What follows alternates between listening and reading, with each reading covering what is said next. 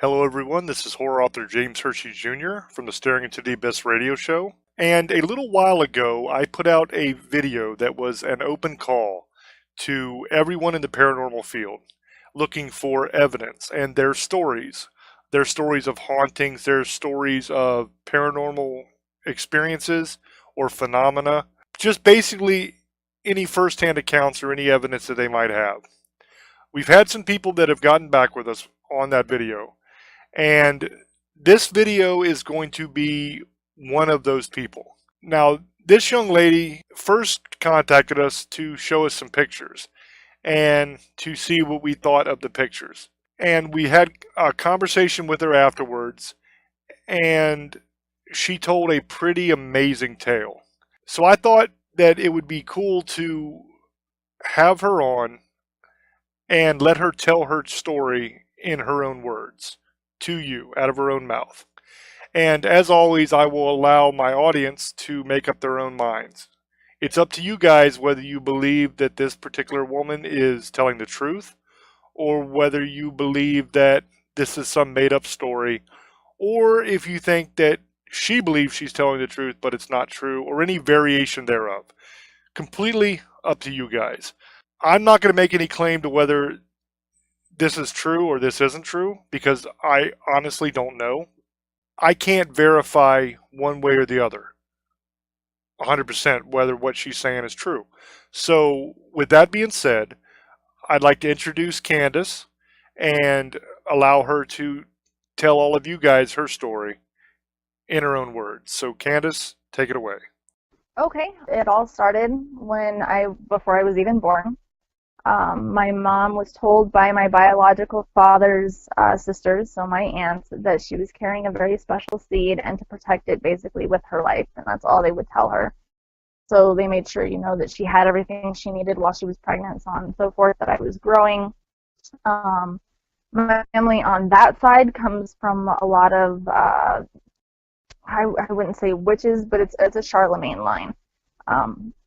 So they're very untouchable in a sense, and mysterious, yes, that too. Then on my other side, on my mom's side, we have Cherokee and Chippewa. So I grew up in a tribe with a whole bunch of elders. My biological father left when I was about 11 months old, so I don't really know too much about him. But he contacted me when I was 24, and that's a whole other story. But anyway, so the elders, when I was growing up, used to tell me all the time, to look to the stars and to always trust the stars. And, they'd pull me aside whenever my mom would be getting on me for no reason at all. They'd pull me aside and be like, you can't talk to her like that. She sees things with compassion. She sees things with love. You need to not teach her judgment and these things that you're doing. You need to be kind and gentle with her. And, in the tribe, usually it's the elders that take care of the kids anyway. It's not usually the parents, especially the aunts and uncles is usually where mine came in anyway. So, whenever we would be sitting down, they'd be talking about the Starchild with children, and I would be absolutely fascinated. And my uncle John Star actually turned around and told me one day, that I was very special and that I came from the stars. But I didn't understand. I had no idea what he was talking about, but I could feel it. It was almost a resonance that was hard to explain. When I was 5, maybe 6 years old, I started having a dream where I would end up in a meadow with this gorgeous woman who was just completely ethereal looking. Her skin shimmered. That's how amazing she looked.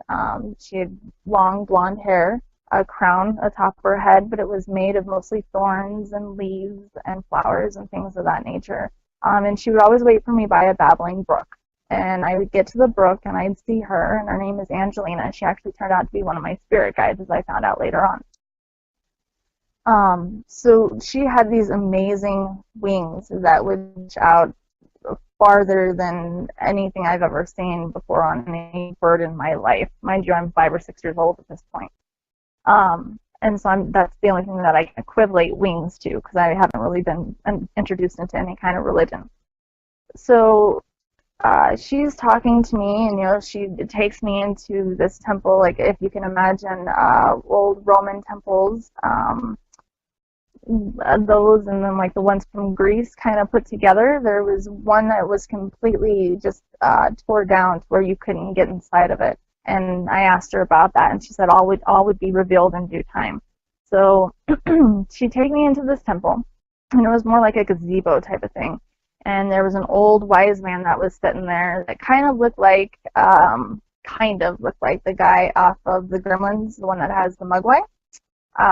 He kind of looked like that, and he was smoking a pipe and whatnot. And then there was a lady that was of darker skin and dark hair, and she had on a long purple dress, and she had on all these jewelries or jewelry, and it looked like a medicine woman, I guess you could say. But they would just nod at me, and there was sage and sweetgrass constantly going where I could smell it, and other scents like frankincense and stuff like that, but I couldn't pinpoint them. I just knew that they calmed me down. I was given a ball or a spherical orb. And when I went outside, because she would take me out the other way, one way was daylight, the other way was nighttime. So she'd take me outside, and she gave me this orb, and she said that I was the key. And I asked her the key to what, and that's all she would tell me from the time I was 5, 6 years old until the time I turned 27, when the dream finally finished. When Angelina had handed me the orb, I actually held it up and I was looking at it, and it was almost like you could see galaxies inside of it, but it was all golden sparkle. It wasn't. It wasn't like, okay, so if you think of like Men in Black, how the first one came out, where Orion's belt had the marble that looked like it had a galaxy inside of it. It looked a lot like that, but at the same time, it was clear, it was translucent, and it just looked like a whole bunch of glitter that surrounded in like a star-shaped form, almost like a star being born, that type of scenario. It had pink in it, it had a little bit of purple, but it wasn't that. The only thing that was really definite about it was the fact that it was a spherical globe, and it was given to me, and I was told that I was a key. So the last thing she says to me, like, she tells me to look up at the sky, and I look up at the sky and I'm looking at the stars, and the last thing she says to me is, save them. I think it's Minavira, I think that's how she pronounced it. Minavira, you're their only hope, which of course reminded me of the whole Star Wars thing. So I figured, this dream was just ridiculous. I don't watch Star Wars, it shouldn't even, so I just passed it off as nothing. Then as I got older, I was about 9, and I started seeing full body apparitions. We lived in a trailer. I got up one night to go get a drink of water. My mom's room was on the other end of the trailer, and mine was on the complete opposite end. So I was going to my plan was to go to my mom's room and ask her to go get me a drink of water, even though I had to pass the kitchen to go get it anyway. Well, by the time that I got to the end of the hallway to go into the kitchen even, I had started hearing footsteps behind me. And so I'd stop. And when I'd stop, the footsteps would stop. So I thought my brother, who was 3 years younger than I was pranking me, because he liked to do that a lot. So I spun around and I didn't see anything. So it scared me. So rather than getting a drink of water or going any further, I just wanted to go back to my room. So as I'm going back to my room, I get to where my room ends and like the washer dryer area begins, and in the hallway, and I turn around and there's this old woman standing there with a little boy next to like a creek, and I had no idea what was going on, no idea. The next morning, like, I went in my room, I threw a blanket over my head, and I just fell asleep that way. Next morning, my mom's looking at me, and she's like, you're shaking really bad, you're not eating, what's going on? And so I tell her what's going on, and she was like, well, that means you're coming into your own then. And she starts explaining things to me, and apparently that day was the anniversary of my uncle's death from when he drowned when he was about 2 years old. So what I was seeing was the grandmother, or my great-grandmother, I guess it would be. Yeah, my great-grandmother, and then my uncle as well. From when he died. So that was my first ever apparition experience. So then after that happened, fast forward again to like being 27 years old, my health was still declining. I was having some issues, and then I was told by one of my friends that, who's really clairvoyant, she's really psychic, she's called almost everything that's happened to me in my life. She told me, like, the reason your back hurts is you need to stretch your wings. And I was like, what are you talking about? I don't have any wings. And she was like, no, you do. You need to stretch your wings. And so that night, I ended up having a dream where I was flying, and I actually had wings and I was flying. Okay, fast forward a few nights later. Has been a few years back. I am in. I'm laying in bed. I'm asleep as far as I know. But then I wake up consciously, subconsciously, before I realize like what lucid dreaming is. I wake up and I see this triangular looking like 3D shape almost, very smooth looking, very I don't know the word to really put it. It looked almost lethal, like if I touched it, it would cut me. Like it looked like it was sharp. But I didn't touch it. I walked over and there was a whole group of beings in my backyard. And I was like, okay, this is, by this point, my fear on such things has kind of progressed and it's kind of been repressed and it's been replaced with more compassion. So I get into the backyard and all these beings see me and they part ways, like literally like in half, because there's I think 8 of them, and yeah, they split up 4 on each side. So as they part like that, I walk down the center, and as I'm walking down the center, I see this tall man who I've seen before in a vision that I had probably in my mid-20s. I'll get to that in a second. But he was standing there, and he had long blonde hair, kind of like if you think of, I hate to go back to Lord of the Rings on this, but if you think of like Leonidas, how he had, or Legolas, sorry, how he had, I'm thinking Spartan, how he had the long blonde hair, and how he was up in stature and stuff like that. Like this guy was the same way, but his hair was so blonde it was almost white, and he had really pointed ears, and he was super tall, and he was just standing at like the front of this door that was open, and there was a white glow behind him, but yet everything he was wearing was white, and he also had these piercing blue eyes that just kept staring at me. All these creatures kept staring at me, and as I'm walking up, I'm noticing there's a tall gray, there's a small gray, there's a couple of translucent beings. Like literally, you could see through them, like they were made of a jelly-like substance, almost like an amoeba, but with eyes and just no, not really a mouth, but like a slit for a mouth. There was a praying mantis character because I remember the clicking that I kept hearing, and that's where it started. Was there was some clicking, and then all of a sudden, like my head felt like it was on fire because it was almost like everybody was trying to talk to me at once, and that's how they decided to communicate. So the next thing I remember from that is I hit the floor, like I hit the ground, and I just covered my ears, and then I hear this bellowing voice coming from the man in front of me saying to stop, that I'm only half human, and that I'm not going to understand everything to the full capacity. Like, so they need to stop. They need to back off, basically, is what he said. He said it in a very bellowing, like, voice, but it was, like, through a synergy network that I could hear him, or a telekinesis network, whatever you want to refer to it as. So once that happened, everything stopped, everything vanished, and I was back in my bed again.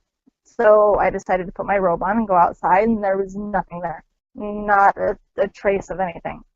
The vision that I had that equates back to him was, it was a few years ago, probably back in 2012, 2013, I'd say. I had a vision when I was just sitting here meditating, trying to figure out like who I was, where did I come from, like who am I?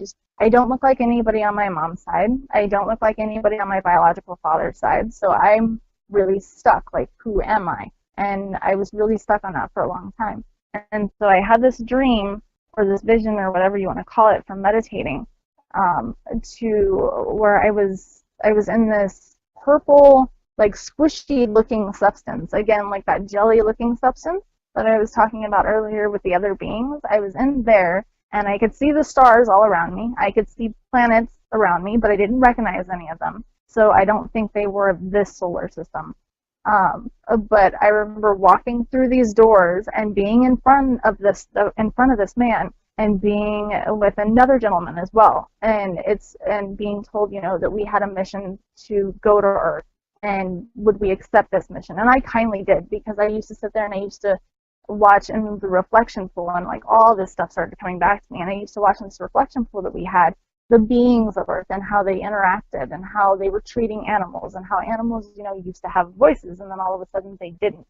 And so I wanted to go back and I wanted to make humanity better. I wanted to do what I could for humanity. And so I accepted this along with my brother. I ended up bringing a box back with me that had very intricate designs on it. And my brother brought back a sword.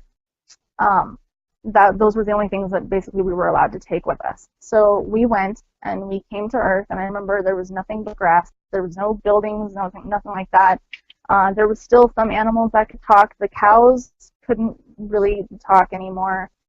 Bears, lions, they were okay, but humanity was really taking a turn for the worse. Like it was almost. I remember seeing one man get thrown into a den full of just like these lions, and these lions, like they just went savage on him. And then one of the lions that I had actually talked to was sitting there telling me like that it never used to be this way. And I said, yeah, I know what happened. And he told me that apparently some kind of leafy greens were fed to the animals, and the animals ended up turning savage. So they didn't have that capability or that voice anymore, because they were basically telling the humans, you're destroying nature, you're destroying the world that we live in. So I guess the humans got upset at that fact and decided that, they wanted to do things their way. But so to make a long story really short and simple, that's basically where that part came from as far as his resonance is concerned. When I got married in 2012, we had a professional photographer, and then we had a whole bunch of people at the wedding taking pictures and whatnot, and we're going through them afterwards, and you start to see this glow on the back of my shoulder, like my shoulder blade, and as you progress through the pictures, you can start seeing this glow come out more and more, and it actually forms a wing at the very end when I'm actually in the process of kissing my wife. And then there's like some kind of I don't know if it was an energy exchange or what it was, but there was some kind of like energy thing going between my forehead to hers. And so like people have pointed that out before and whatnot. And I said, yeah, like that's what my mom's always called me, her angel. That's how it's always been. My dad, who actually has dementia and Alzheimer's, who I call my dad, but who is actually my stepdad, tells me all the time that I am his light, and that where have I been? He's missed his light. That's the only thing he remembers me by anymore. He doesn't remember my name. He just remembers that I am his light, and that's all he goes by, completely and totally. So the pictures depict that I have wings. Whenever I start talking about this subject in particular, my back, where my shoulder blades are, really start hurting. Like I need to stretch or expand my wings. I've had people say when they see me or when they see, photos of me or so on and so forth, that there's actually words written on my wings. I haven't seen that myself, per se. I haven't really seen my wings except for that one time when I was flying. I know they have gold and silver specks in them, but I think Angelina also might be like a higher self even, not just a guide. But she's just kind of guiding me on the right path and has been my whole life since I was about 5 or 6. But yeah, I was told by a couple of psychics that I come from an angelic realm pretty far from here. I'm not like the usual star children where they come from, Sirian, or they come from the Pleiades or galaxies of that nature. No, it's or an Aquarian even, I'm not sure. But it's further than that. Like it's far out. It's not in this galaxy at all. And that resonates with me. I remember flying over the top of the Earth, and it was mostly just like a blue marble. That's what it looked like to me. It was a blue marble. And when we actually got here, it was just covered in nothing but grass everywhere. And there was no buildings, no like huts, nothing like that. Like unless you get further like into the globe, then there became like I guess it was a gladiator type of scene. I'm not sure exactly how to explain that part, but civilization was starting to develop, I guess you could say, in a way that modernized man, I guess, hasn't depicted it yet, as far as I know anyway. I've done as much research on this as I can on my own. I'm not sure where it comes from. I asked my mom after, encountering this being twice. I asked my mom if there was any possible way that I could be anybody other than my biological fathers. And she said no. And I asked her, I said, okay, what about, because then I started getting an immediate vision. My mom is a psychic and she's also a medium. I started getting an immediate vision. And I said, Mom, I said, did you ever walk with some guy that had like white, almost blonde hair, like to the point of where it was almost white? Did you ever walk with him in a dream or anywhere down a path that was lit up with these purple flowers that kind of were glowing? And she started smiling real big, and I was like, I'm gonna take that as a yes. And she was like, how did you know about that? And I was like, I don't think that was a dream. I was like, Mom, did you like have a sexual encounter with this guy? And she was like, it was a dream, Candy. It was a dream. And I was like, Mom, no, I don't think it was. And I think that explains a lot of why I can heal people the way I can. I can't heal myself to save my life, literally, but I can heal other people just fine, and it's not a big deal. It doesn't take a toll out on me at all. In fact, it gives me more energy. If anything, it helps my body to heal, if that makes sense. But that's about as far as she would explain is, the fact that it was a dream and that's all it was. But to this day, she still calls me her angel, and Earth Angel was my stepdad's favorite song to ever sing to me. So I mean, it's a resonating factor. It always has been. I don't know much about the angelic races. I know that I'm really short, and I have a lot of health problems due to my enlarged organs because I'm only 5'4.5", and I have organs that are supposed to be in somebody that's supposed to be super taller than what I am, at least a foot from what we were told by the urologist. At least 6'4" is what I'm supposed to be, and there's no way. I'm super tiny. But that, I guess that's about all I can say on that part. I think I covered the majority of that, James, if you want to. When you're talking about coming from another planet and you're talking about, flying through space and all this stuff, this is stuff that came to you in visions, correct?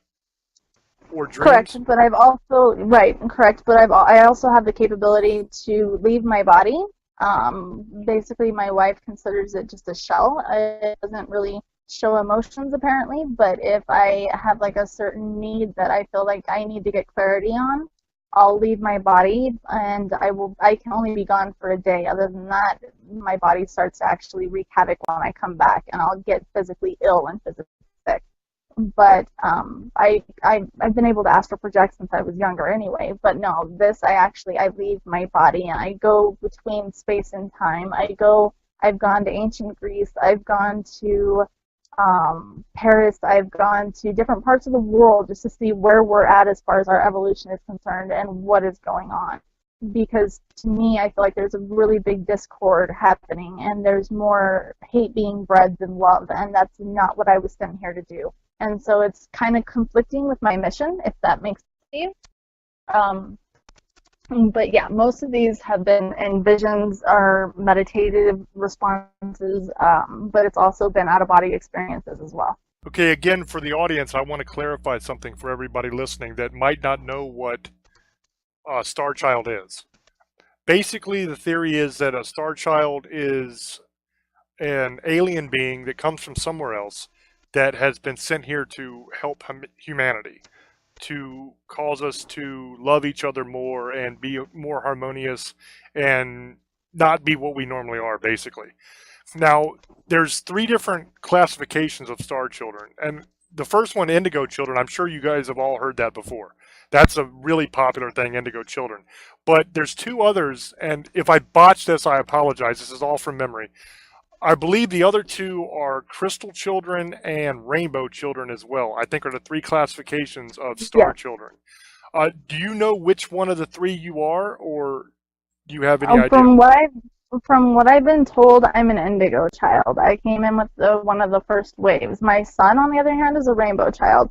Rainbow children come into this world with all the knowledge, but none of the experience. So whenever they go through things, they're not sure how to quite handle it. They have the knowledge and the capability, but their emotions don't know how to coincide with it. So that's where you get a lot of these ADD kids, where they can't just focus on one thing, or they feel like they can't, they shouldn't be doing math because math isn't important. Instead, they should be out gardening or, making a garden, or they suggest that to their teachers even. Like, well, can we go outside? Can we interact with nature? That's where their whole situation comes from. My daughter is a crystal child. She is one that she does the same. I have the ability to manipulate the weather, and I'm teaching her that ability. The indigos, when we came over, from my understanding anyway, is when we came over, we were supposed to not only help humanity, but help the offspring that came along with it, and that we were going to produce offspring ourselves. So that part I did know. But I didn't know how powerful my children would be. And literally, my daughter can influence the weather on any specific day, depending, on how she feels and whatnot. Mine can usually only be affected when I'm in that right headspace. The first time I ever made it rain, my mom had really irritated me and made me mad. And I knew there were holes in the roof of her house.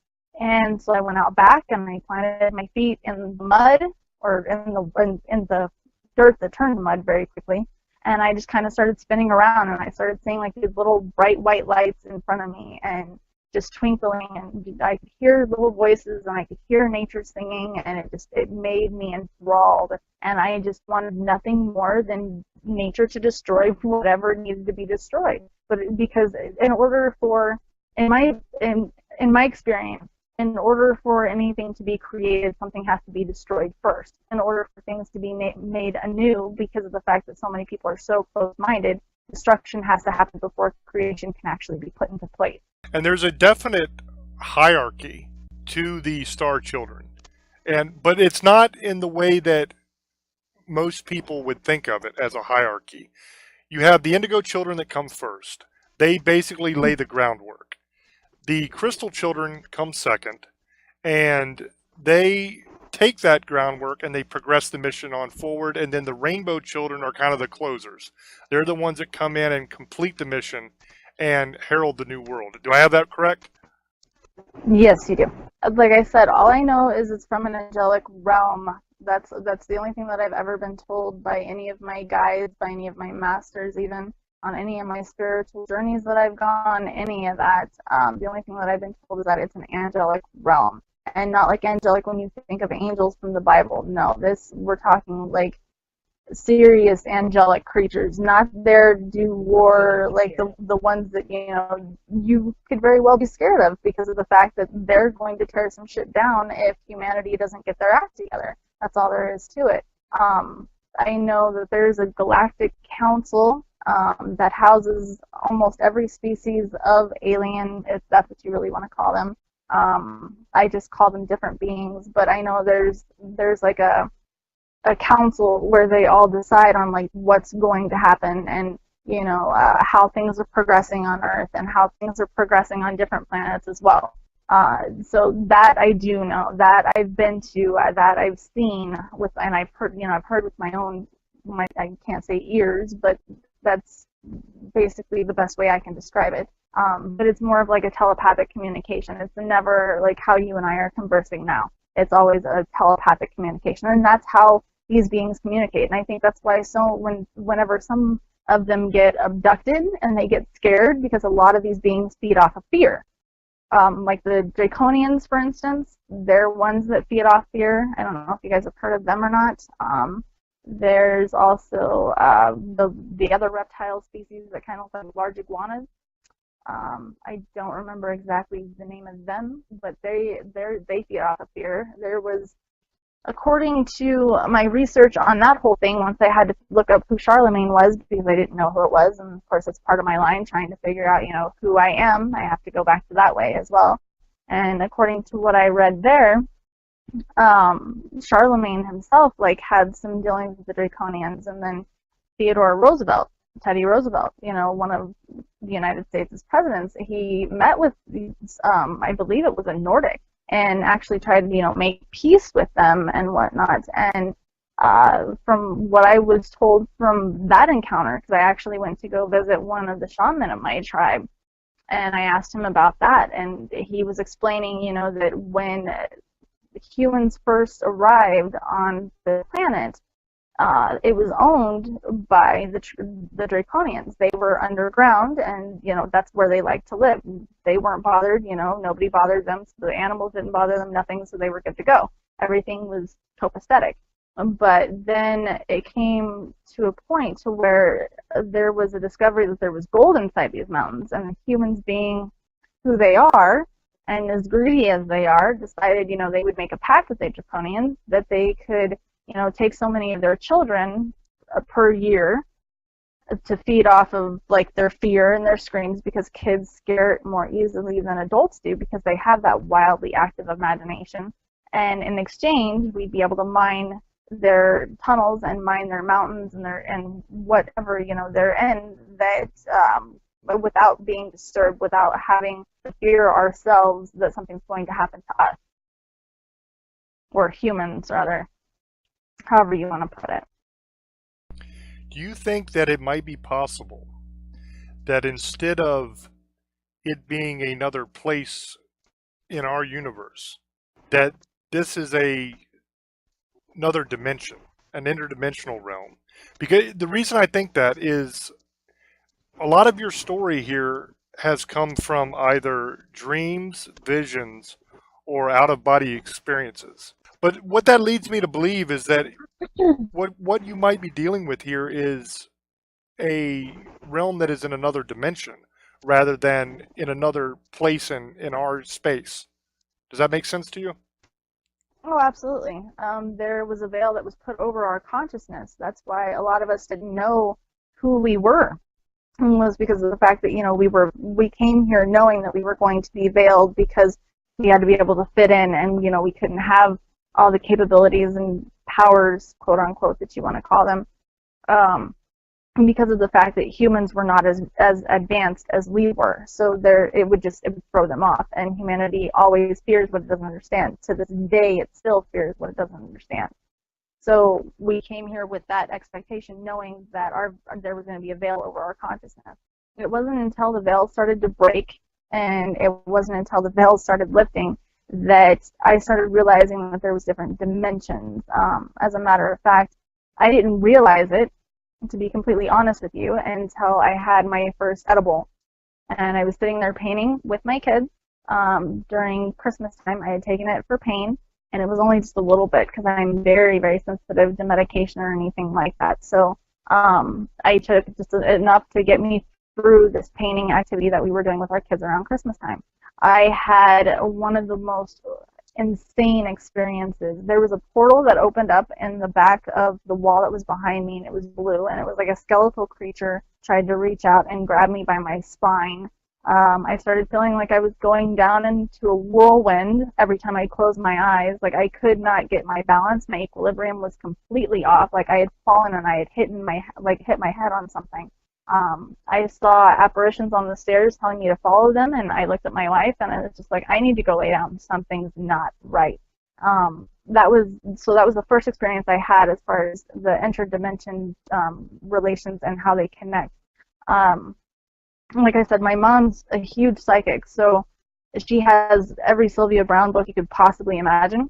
And I started going through them to figure out, like, okay, what am I seeing? Because that really perked my interest in a lot of things. And so I went through that, and when I was going through it, Sylvia talks about heaven, what we know is, or what we think is heaven, is only 7 feet off the ground.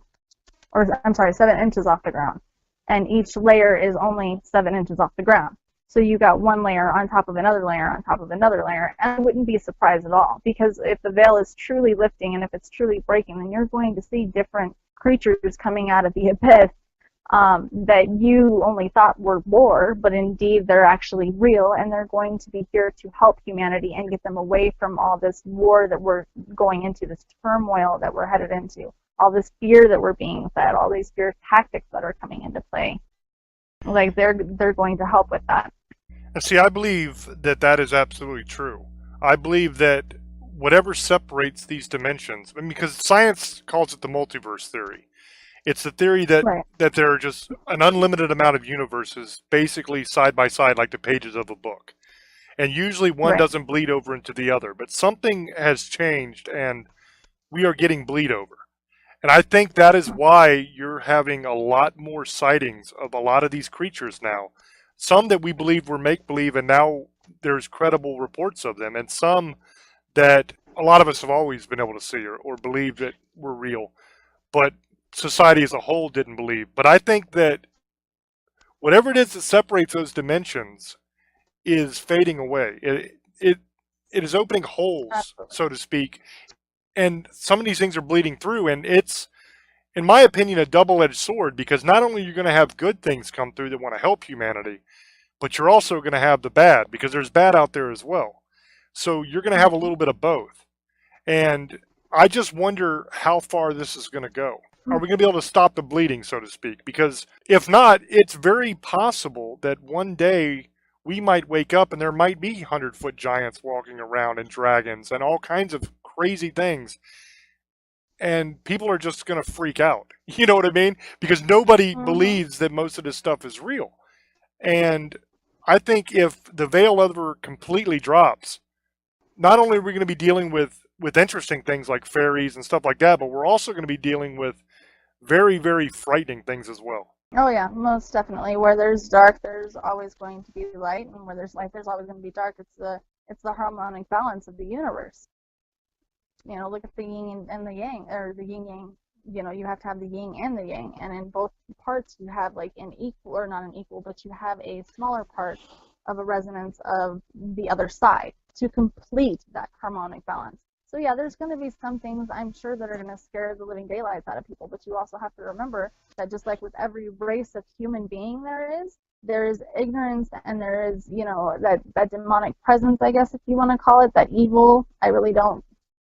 Darkness, I guess, is a better word for it. There's dark and light to everything. So, there could even be some malevolent creatures that come out that are darker than what you expected. You could run into an angelic being who is so pissed off at the way that humanity has treated things that all they want to do is destroy. You could I mean, you know what I'm saying? Or you could run into a draconian who, they're tired of the way that their people have been living, and feeding off of fears and whatnot, and they want to change that. And what's going to give them more substance than fear? It would, well, what trumps fear every time? Love and compassion. So I think it's just a balance, and I think that that's what's going to end up happening, and that's what people are going to see. But people aren't ready for that. They're not, and whether they're ready for it or not, it's going to happen, because the reason everybody thought that 2012 was the year that everything was going to end was because the Mayan calendar, said that it's the end of the world as we know. No, and that's just it. It was the end of the world as we knew it.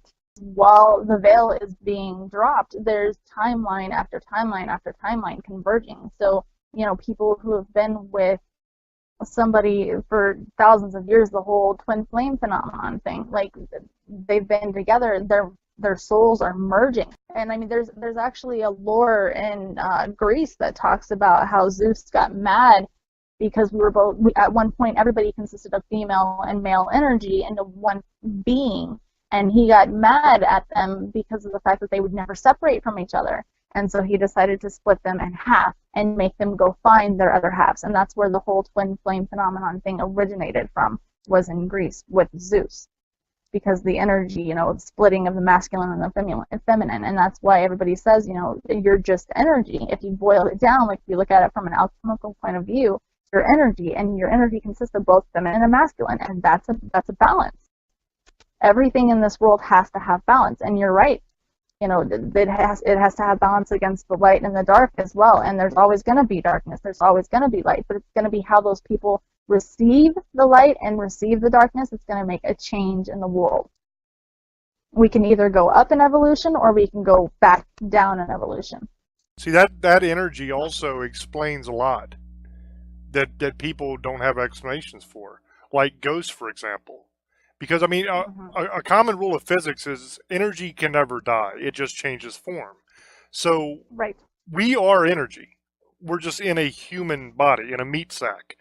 So when we die, when our body dies, what we are is the energy inside that body. We don't die; we go on. So that would explain hauntings, that would explain heaven and hell, that would explain so many different things. Just that basic concept of we are not our body. We are, some people call it the soul, The some people vessel. call it the spirit, but it's just the energy that's inside of us. That's what we are. That consciousness is us. And this is just kind of the suit that we're wearing at the moment.